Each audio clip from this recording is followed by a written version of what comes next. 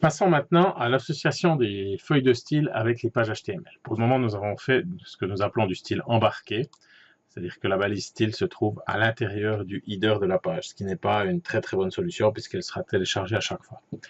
Donc j'avais créé une page style ici un peu simple, je vais la renommer en style.css pour Cascading Style Sheet. Voilà. Et ma page est déjà prête. J'ai simplement mis les règles à l'intérieur.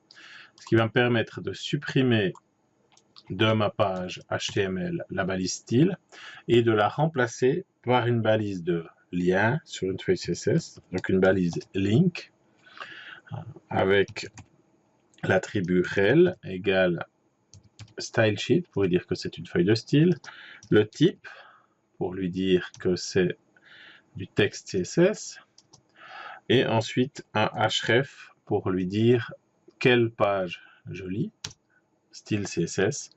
Et je termine par l'attribut média. Nous verrons plus tard l'intérêt de l'attribut média, média all. Et voilà, ma feuille de style est maintenant normalement liée. Si je vais contrôler ici, j'actualise. J'ai bien ma feuille de style ici. Je peux aller essayer en mettant les titres en orange. J'utilise les mots-clés comme ceci pour les tests. Nous verrons une autre façon de mettre les couleurs après. On voit bien que ici, l'orange a suivi. Donc avec cette méthode-là, avec le link, vous associez simplement une feuille de style CSS à une page HTML. À l'intérieur de la feuille de style, vous avez la possibilité d'utiliser des commentaires. En CSS, les commentaires sont uniquement au format slash étoile, étoile slash. Et il ne faut pas intégrer un commentaire dans un autre commentaire. Si je fais ceci, voyez, déjà la coloration syntaxique me montre que ça ne va pas marcher. Et ici, je vois que j'ai perdu tout ce qui était pour le H1. Visiblement, il s'est récupéré ici sur le B et le Q. Mais donc voilà, on voit bien que les commentaires à l'intérieur de commentaires ne marchent pas. Par contre, un commentaire tout seul, on voit qu'on a perdu la police Verdana.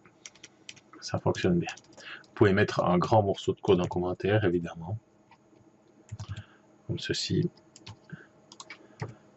Mais veillez à toujours bien refermer les commentaires à la bonne place, c'est-à-dire avoir les accolades qui s'ouvrent et qui se referment. Si vous mettez en commentaire le H1 comme ça, mettez-le complet. N'allez pas mettre le commentaire ici. Ça ne fonctionnerait pas. On va voir, mais je pense qu'on perd le B et le Q. Voilà, exactement. Donc attention à l'emplacement où vous mettez vos commentaires.